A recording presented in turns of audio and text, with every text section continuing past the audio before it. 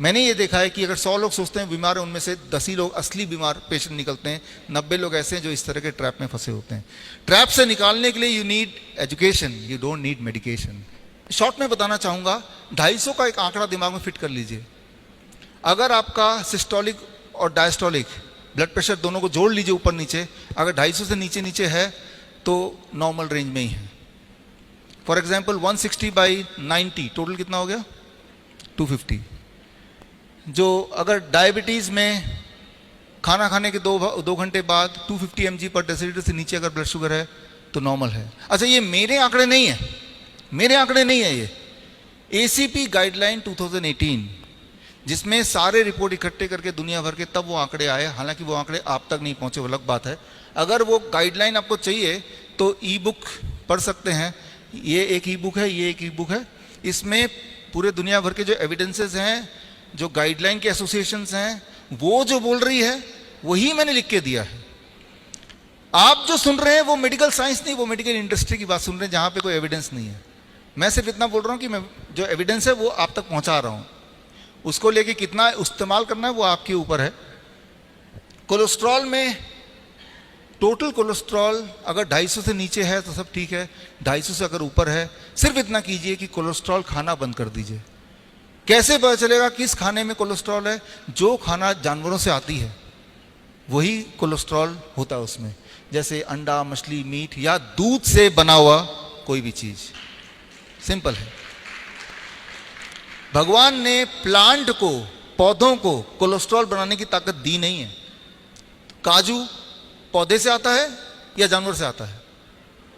पौधे से आता है, तो जीरो कोलेस्ट्रॉल।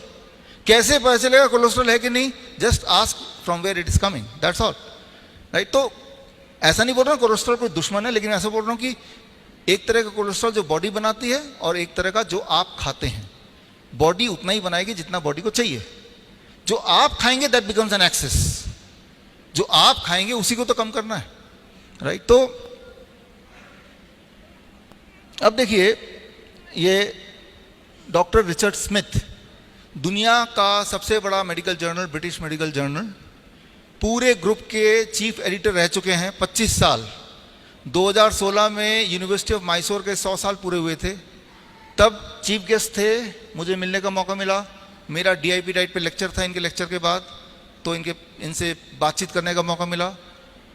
इन्होंने एक डेफिनेशन दिया कि आज की तारीख में हु इज़ हेल्दी। ये उन्हीं का स्लाइड है। हेल्दी वही है जिसने डायग्नोस्टिक्स टेस्ट खूब सारे नहीं कराया हो।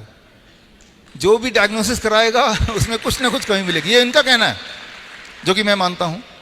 उन्होंने अंदर तक देखा है कि ये जो पेपर बनते हैं, रिसर्च पेपर बनते हैं, कैसे बनते हैं। 25 साल तक मेडिकल जर्नल, दुनिया का सबसे बड़े मेडिकल जर्नल के चीफ एडिटर रहने के बाद उनका ये स्लाइड है, उनका ये कहना है, उनका एक कंक्लूजन है।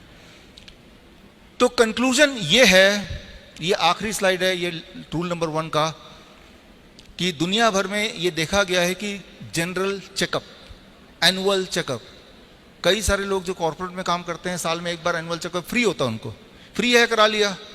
फ्री वाली चीज सबसे खतरनाक होती है, आपने सुना ही है। तो दुनिया में 17 इसमें क्लिनिकल ट्रायल रिसर्च पेपर बने हैं कि जो लोग एनुअल चेकअप कराते हैं इन कंपैरिजन टू जो लोग नहीं कराते हैं, क्या जो लोग कराते हैं उनको इसका लाभ मिलता है, वो ज़्यादा लंबा जीते हैं, उनकी क्वालिटी ऑफ लाइफ ज़्यादा अच्छी होती है। ये क्वेश्चन का जवाब ढूंढना चाह रहे थे।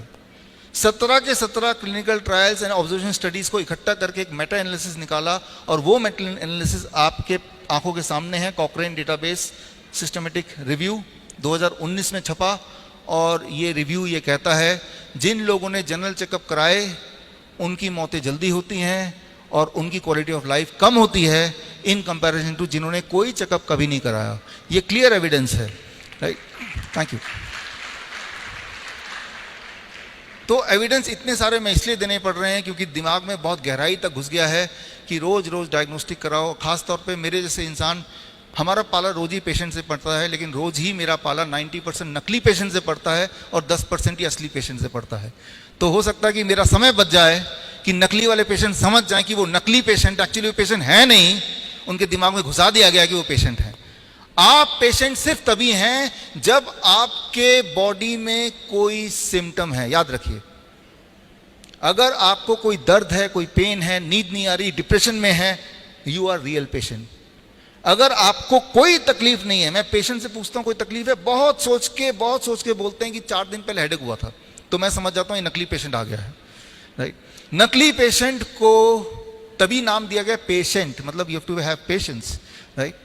तो आपको समझना पड़ेगा नकली पेशेंट असली पेशेंट में डिफरेंस क्या है।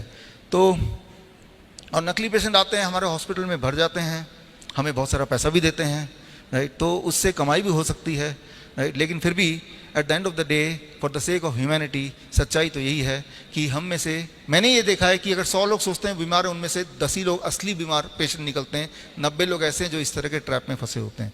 ट्रैप से निकालने के लिए you need education, you don't need medication. Simple बात है ना। अब बढ़ते हैं ठीक कैसे होना। जो 10% असली पेशेंट हैं, जिनको चेस्ट पेन है मान लो, वो तो असली है ना, कि जब भी सीढ़ी चढ़ेंगे चेस्ट में पेन होगा, they are the true patients. जिनके पैरों में सूजन होती है, they are the true patient.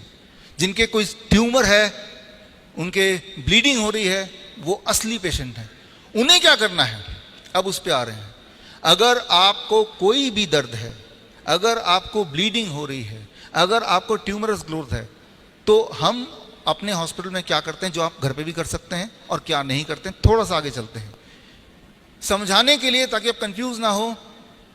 हम दोबारा आते हैं द फिश मॉडल। ये एक्वेरियम है, इसका जो पानी है वो गंदा हो चुका है, फिश सारी बीमार पड़ जाएंगी।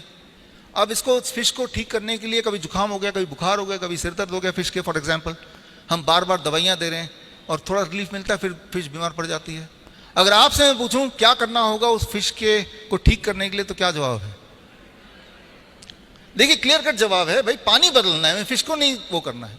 और फिश को कितनी भी दवाई दे दें, वो कभी ठीक हो ही नहीं सकती, ये क्लियर है।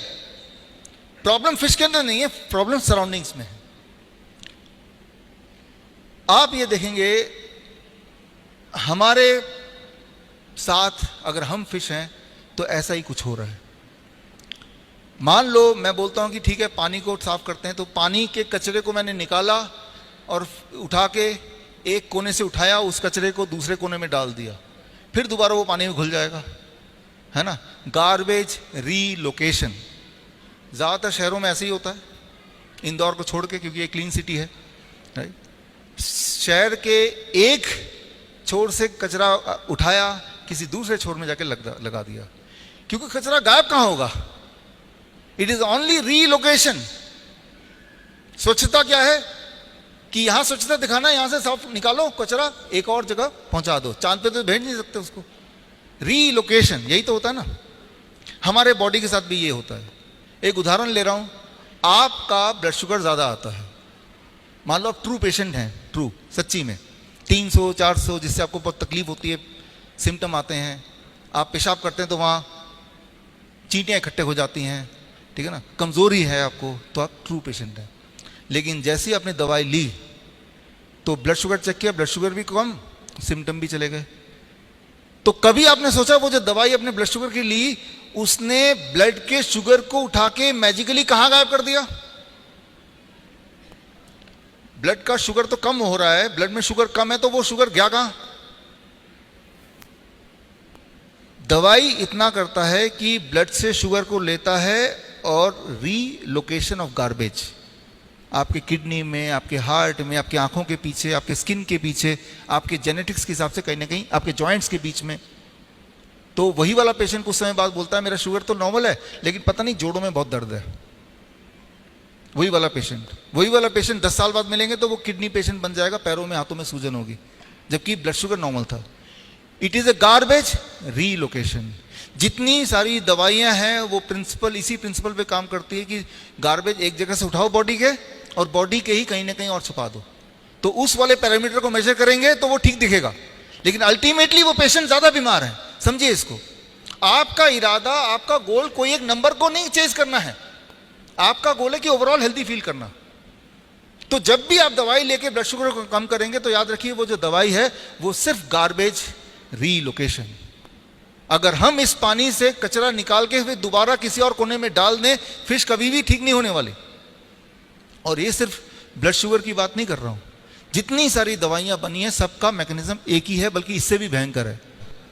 दर्शकों के लिए एक खास मेरा मैसेज, आप इस दोनों चैनल के माध्यम से मेरे वीडियोस आप देख रहे होंगे, नए नए जो टेक्निक्स हैं वो आप सीख रहे होंगे। एक चीज़ करना भूल जाते होंगे कि वो ये है सब्सक्राइब करना। सब्सक्राइब कीजिए ताकि जो मेरे नए टेक्निक्स हैं, नए वीडियोस हैं, वो राइट टाइम पे आप तक पहुँचे, सबसे पहले पहुँचे।